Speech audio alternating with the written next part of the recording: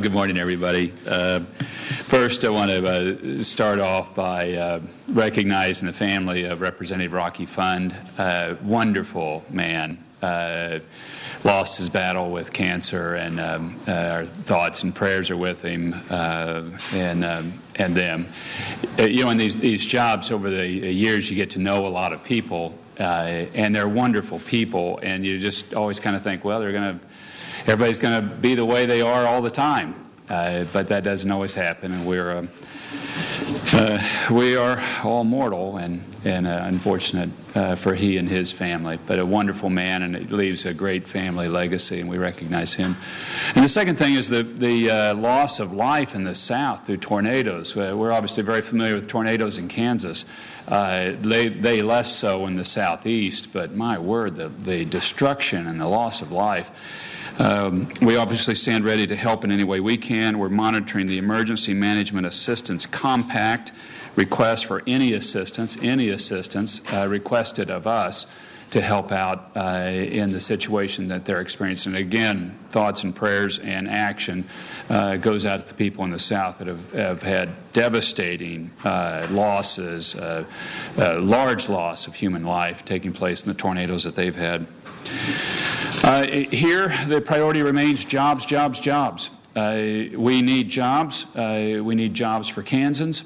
And that's what our primary focus has been going into this legislative session and where we are today. It's jobs, jobs, jobs. We've had a couple of nice events taking place in the state over the past several months, getting Google their first stop on taking fiber to the home and getting the super high-speed internet in Kansas City, Kansas. Congratulations to that community, and we look forward to that expanding in this region. Beyond Kansas City, that they expand that network out and grow it from that pod on forward. Reasonably good prospect they'll do that. Delighted to finally get the tanker contract to land in Kansas. That's the largest military contract in global history. And we'll get a decent amount of the work here. We're going to push to have more of the work done here in Kansas rather than in other places that Boeing might contract that work to different spots.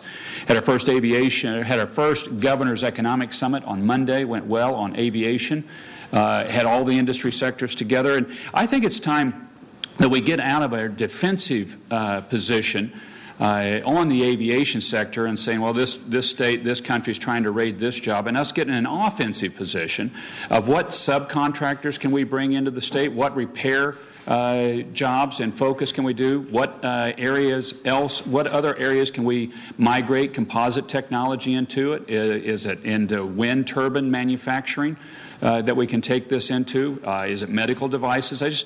It is time, with where the economy is set today, for us to get in an offensive position with our technology and with that industry cluster that is so important to this state of Kansas.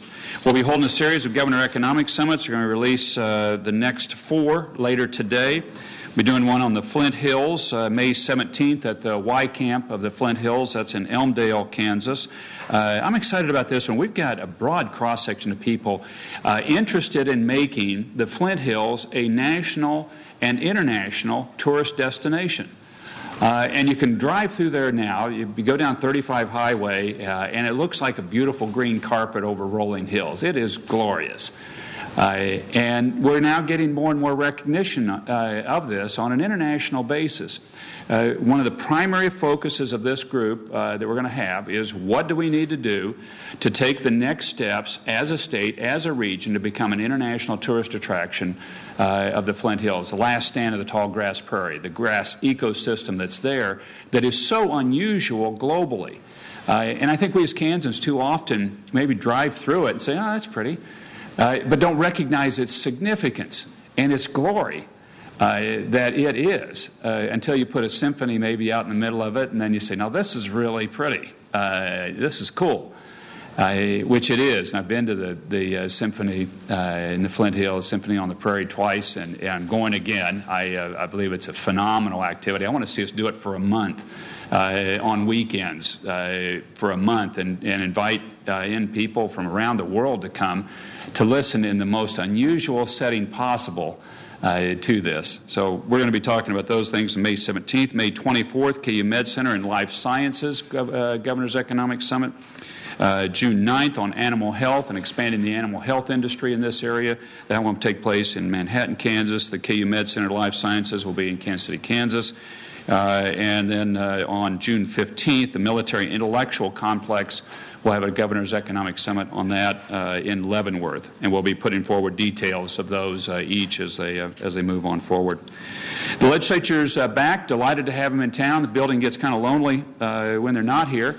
I was saying that to a number of legislators I was greeting over the last couple of days. They do a great job. I think they've done an excellent job this legislative session to date, doing a number of different things in different areas and doing it with a low level of rancor. Which to me is the Kansas way. You've got a problem. We've got a difficult budget environment, a budget situation. There are legitimately held positions on various sides, but people are civil in their discussion. And that's what it should be, and that's what we need to do.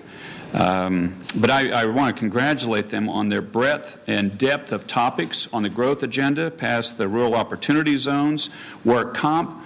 Both those passed with huge bipartisan majorities, and we're already getting a number of interesting inquiries on the rural opportunity zones of people inquiring about now where could I move and what's the opportunity there on whether it's a student loan buy down or state income tax abatement for 5 years.